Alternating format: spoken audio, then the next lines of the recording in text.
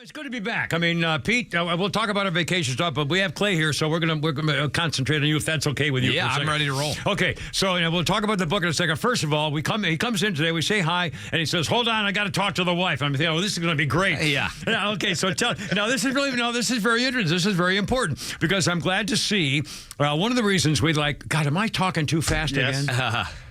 I'm not on drugs. I swear to God, I wouldn't be the kind to make you talk fast anyway if I were. Okay, just for the record. Anyway, but it's good to have kind of old-fashioned, what I call old-fashioned, basic, and not even conservative values, just basic old American values.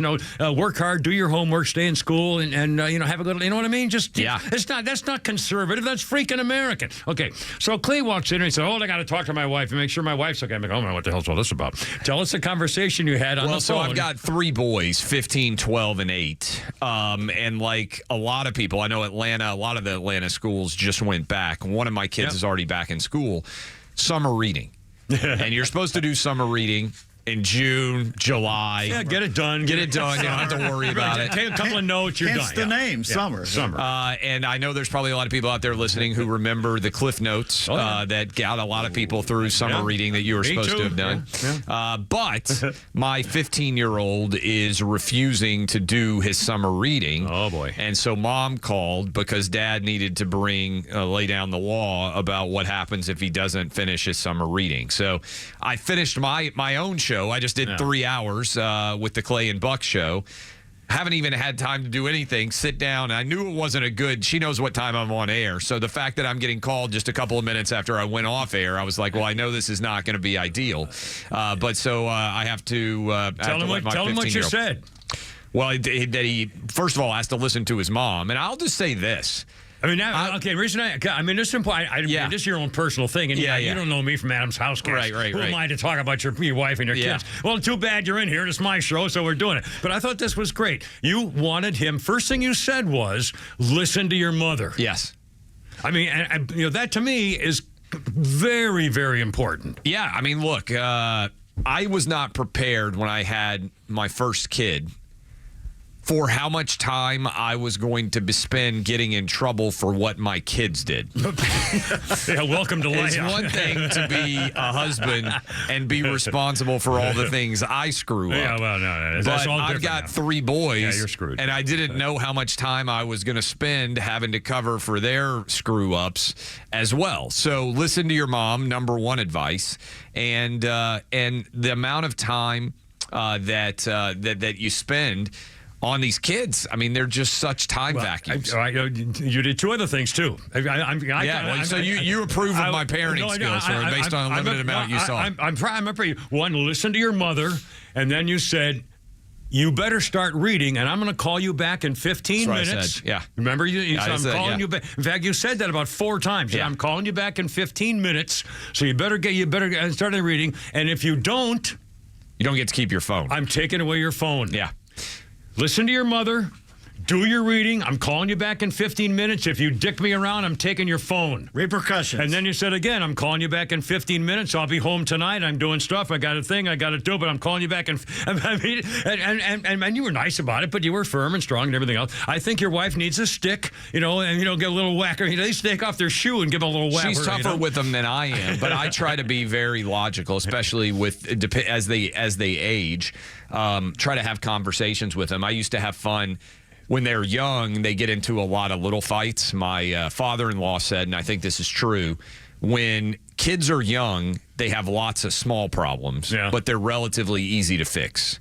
As they get older, the problems become less common, but they get way bigger, and they get way more difficult to fix. Or they think they're bigger, Yeah, so I would, a lot of times, be the judge dad. So the boys come down, they're fighting, they're arguing, somebody did something or else, somebody's being treated less fairly, more fairly. So I would basically sit at the head of the Travis family court and allow them to make the case both for themselves and against their brothers. And that worked at times, and at least it got them used to advocating for themselves. Flounder wanted to jump in here about something. What I was going to say is today's generation, he was probably most scared about losing his phone than anything. 100%. Like when I was a kid, if my dad yelled at me, that was it. it. I mean, but now it's the phone and losing the technology. I mean, you get to be my age, wait till your father gets home. I mean, Yeah, well, I mean, that's basically what my wife was doing by calling me in the first place. But I do think that, to your point on the phone, it's I mean, I think, first of all, everybody He's 15. is super connected. When to their did he phone. get his phone? We didn't give it to him till just like a year and a half ago. Yeah. So I tried to hold off for as long as we could before you got phones. And I think I said this on a fatherhood podcast I did recently. Not that I'm an expert on fatherhood, but I do. If I could go back in time and I could change one thing, it would be, I wish we had not let our kids have access to the technology that we did. Well, I'm going to wrap this up. I want to talk about your book, but my basic philosophy is about today's culture. The cell phone, therefore social media, internet, the cell phone is yesterday's cigarettes. Yeah. Everybody needed them, wanted them, couldn't be done. And the things, I mean, the George Floyd case, if there hadn't been cell phones, it was just a cop with a thing on the sidewalk, period. Yeah. Cell phones, all of a sudden, 9-year-old girl in Idaho says, oh my God, those police killed that poor man. And it's all over the world. Yeah. It's a cell phone. Okay. Anyway, how do we fix it? Your book. Yeah, look, Republicans have lost 7 of the last 8 elections on the popular vote. Yeah. Which is an unprecedented level of futility. And at some point, you have to own failure. And so I came out of the world of sports. People say, how'd you end up doing this? It's because I was fighting for college football to be played. I was fighting for kids to be back in school on a sports show. And so I laid out in this book in the same way that a lot of kids, American Playbook, same way a lot of kids are going back to school. If you're in high school, if you've ever been on a high school football team, a playbook is designed to lead a team to victory if you execute the plays properly. And so I laid out what I think is a playbook for the 2024 election, which would lead to, in my opinion, the kind of landslide election that would hopefully make Rachel Maddow break out in tears by 11 o'clock, Eastern. At 11 o'clock Eastern on election night, instead of having to sit around and wait to see how many pipes burst in Fulton County. Remember when they howled? They howled at Trump's victory? Remember they were so mad they were screaming. How many pipes burst in Fulton County and Maricopa County and outside of Milwaukee and everything else? Unusual, yeah. So this is again, I'm talking about it tonight, but I'm hopeful it's going to be on a bestseller. But I'm more hopeful that people will look at the arguments and say, hey, you know what? I think he's made a case here that makes sense, and that some of these arguments can be made by other candidates. Well, story today, Georgia's population's exploding. They're coming from liberal states, but they're bringing their attitudes down there. We have 2 liberal, socialist, Marxist senators. I know. In Georgia. Everything that happens in America now to the negative is because of Georgia. Who ever thought that would happen? It's wild because I live in Nashville, and I would argue that the people we're getting are making the state redder.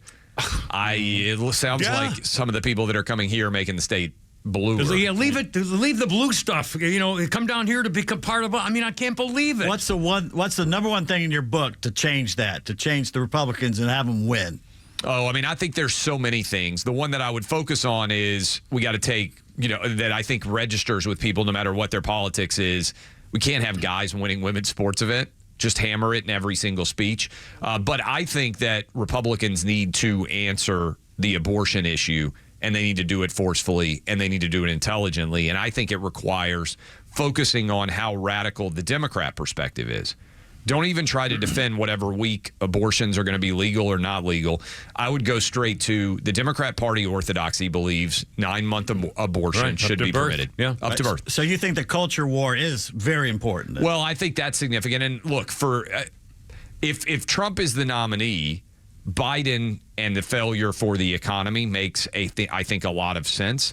But to me, you have to rebut not only this is why it's the playbook. That's the best play that the Democrats have.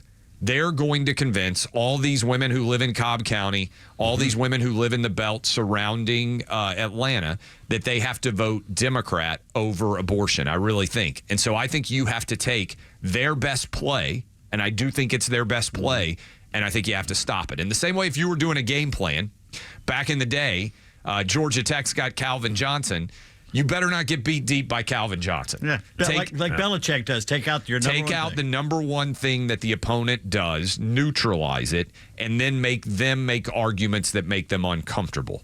I think you got to apply a lot of the lessons. By the way, we hold football coaches, not just pro, not just college, also high school football coaches to a higher standard of performance than we do our politicians. Think about how crazy that is. No, I've got There's Georgia high school coaches that have been fired for doing mediocre jobs at football, and Joe Biden legitimately couldn't do a single job at this radio station that we're sitting in right now, and he's got the most important job in America. We're going to play some of his sound bites. And God, Vice President shiftless and lazy, oh my God. Yeah, she's a disaster America's as favorite well. side piece. Holy, I mean, one word salad after another. I mean, she keeps doing it. She's you the think best someone would say, preservation. Stop talking. I mean, She's got the best preservation of Joe Biden's job. The only person less competent at their job than Joe Biden is probably in his administration. If he steps down, is I don't think Michelle the only hope they have? Michelle. I don't think Biden's going to run. I've been saying he's not going to run. I think it's going to be Gavin Newsom. But no Who's one the worst governor of the worst state. But he people- looks like a presidential candidate. He looks like John Kerry. He looks like He's every other presidential candidate. He's going to be Democrat. a charming guy to all these wine moms and Marietta. Sleeves rolled South up, Carolina is very important, and no black person or black woman in South Carolina has ever heard of him. Yeah. But you know what? Joe Biden only got elected because James Clyburn said he's the guy. But they knew him. But if James Clyburn says Gavin Newsom's the guy, or if he says Kamala Harris is the gal, or if he says any of them, they will show up in South Carolina and do the Democrat Party bidding. If Trump is the nominee for the Republicans, they will do anything they can. The Democrats only care about winning. They've sent Fetterman to the Senate. Dianne Feinfinkel-Cheatstein just fell down again the other day, and isn't her daughter now taking care of all she's in her hospital. affairs? Oh my God! I mean, this is. I mean, Mitch McConnell had a stroke. He had a TIA, for God's sakes. Yeah, I know.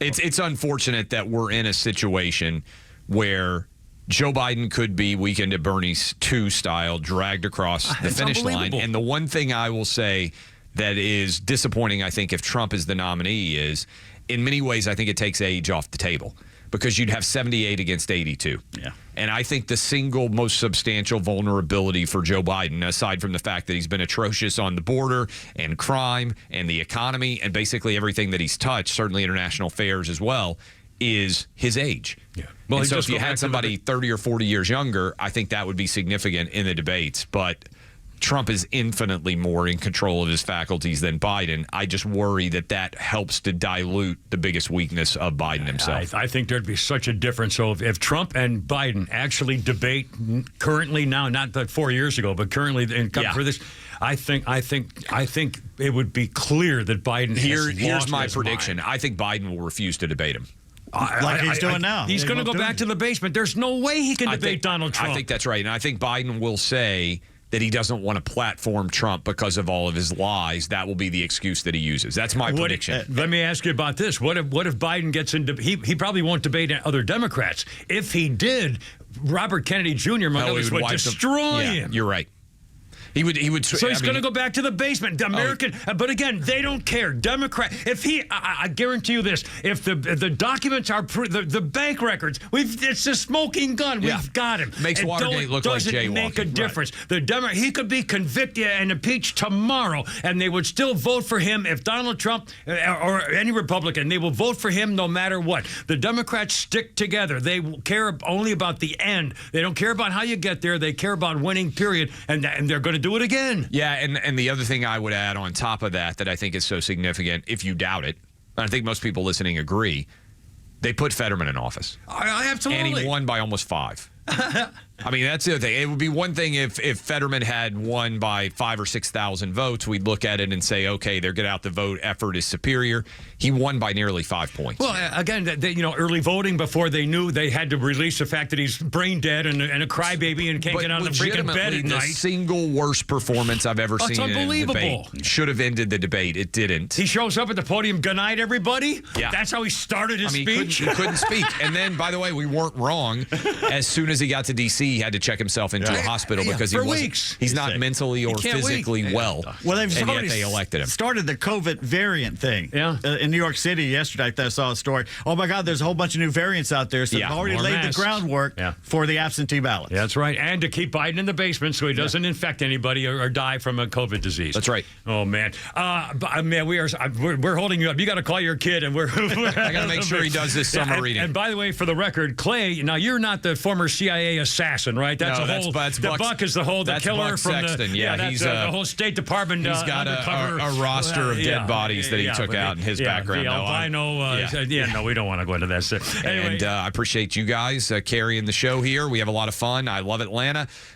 Spent 6 days going to Braves I know games your last kids week. love the Braves too. I've got a Braves shirt on right Old now. school A right there. Old school. I've got that on. So I have a fabulous time down here. I appreciate everybody. All right, man. Clay Thanks, Travis, Clay. had a great. Thanks a lot. Thank Great you. I meeting you, really man. appreciate it. Outstanding.